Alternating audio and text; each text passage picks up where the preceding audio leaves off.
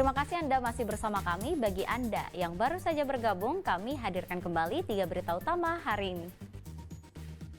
Polisi tetapkan 3 tersangka dalam kasus mafia tanah di Semarang yang menyebabkan korban merugi hingga puluhan miliar rupiah. Sawah kering petani terong di Tegal Selatan terancam gagal panen. Arema FC melaju ke final Piala Presiden 2024 setelah mengalahkan Persis Solo 2-0.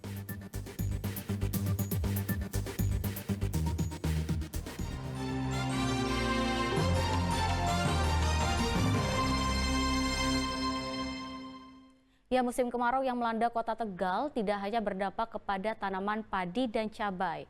Lahan yang kering serta hama juga membuat petani terong di Kecamatan Debongkulon, Kecamatan Tegal Selatan terancam gagal panen.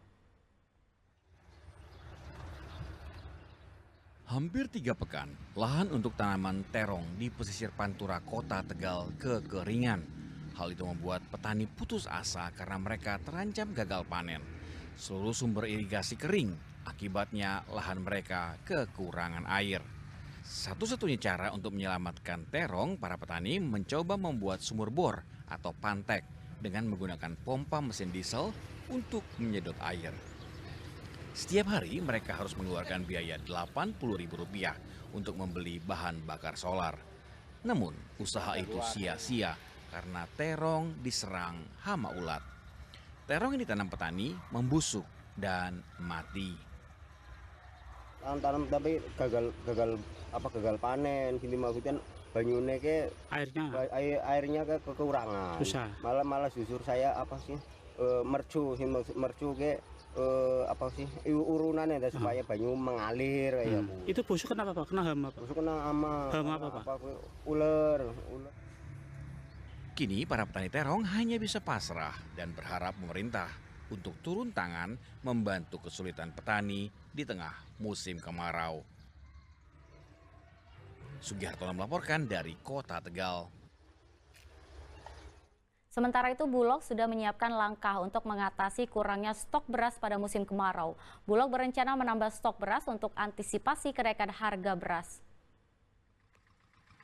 Kondisi kekeringan yang banyak melanda lahan pertanian padi di Kabupaten Tegal tengah membuat para petani sulit untuk menanam padi. Kondisi ini tentu berdampak pada naiknya harga beras akibat menipisnya produksi dari petani. Untuk itu Bulog cabang Tegal melakukan antisipasi dengan menambah stok beras. Saat ini cadangan beras di gudang Bulog Tegal sebanyak 34.000 ton, cukup untuk memenuhi kebutuhan 5 bulan ke depan. Bulog juga akan menggelontorkan beras subsidi SPHP serta beras bansos untuk antisipasi dampak musim kemarau. Secara stok, alhamdulillah kalau stok di Bulog cabang Tegal masih tercukupi, kurang lebih ada 34.000 ton yang tersimpan di seluruh gudang wilayah Bulog kantor cabang Tegal. Jadi insya Allah masih aman. Pemerintah Kabupaten Semarang memberikan bantuan sosial uang tunai kepada ribuan anak yatim piatu dan mereka berhak mendapat bantuan merupakan anak yang tinggal di luar panti asuhan dan berdomisili di Kabupaten Semarang. Ribuan anak yatim, piatu, dan yatim piatu di Kabupaten Semarang mendapatkan bantuan uang tunai dari pemerintah Kabupaten Semarang. Salah satunya di Kecamatan Sumowono. Di kecamatan ini sebanyak 188 anak terverifikasi mendapat bantuan. Setiap anak mendapat Rp400.000 yang akan diterima 1 tahun sekali.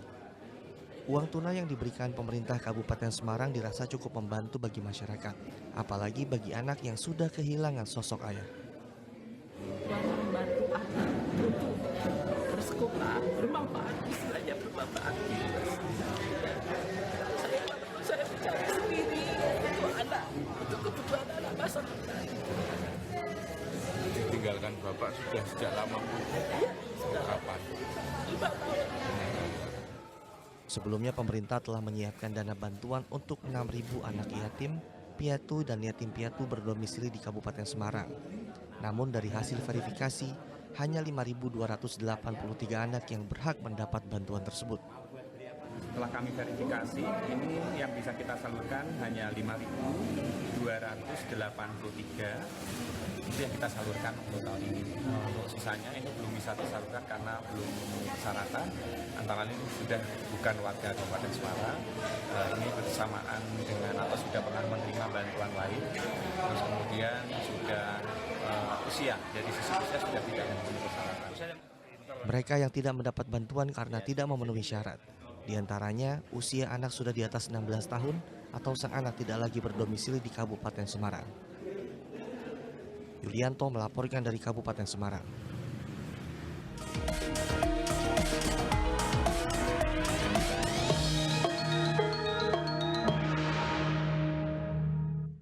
Komisi Pemilihan Umum KPU Kota Semarang akan menyiapkan tempat pemungutan suara TPS di lokasi khusus atau di lembaga permasyarakatan.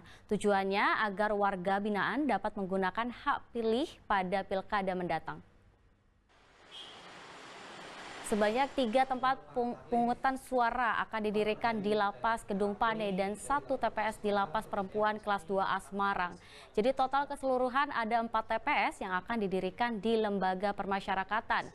Didirikannya TPS di lokasi khusus berdasarkan hasil koordinasi pihak KPU dengan Lapas dan Dispendukcapil Kota Semarang. Tujuannya agar warga binaan dapat menggunakan hak suara pada pemilihan pilkada serentak. Temuan-temuan seluruh TPS khusus itu adalah TPS tanpa coklit. Jadi kami koordinasi langsung dengan pihak TPS khusus LP, koordinasi pemilihnya berapa, kemudian kita bentuk TPS di situ, mereka sanggup untuk memfasilitasi baik tempat maupun tenaga. Untuk operasional tetap dari KPU Kota Semarang. Jadi kan kalau di LP harus mengeluarkan nih warga binaan dari Bangsal ke TPS, nah itu kan butuh peran serta mereka. Jadi ada surat pernyataan mereka sanggup memfasilitasi seluruh kegiatan yang ada di sana.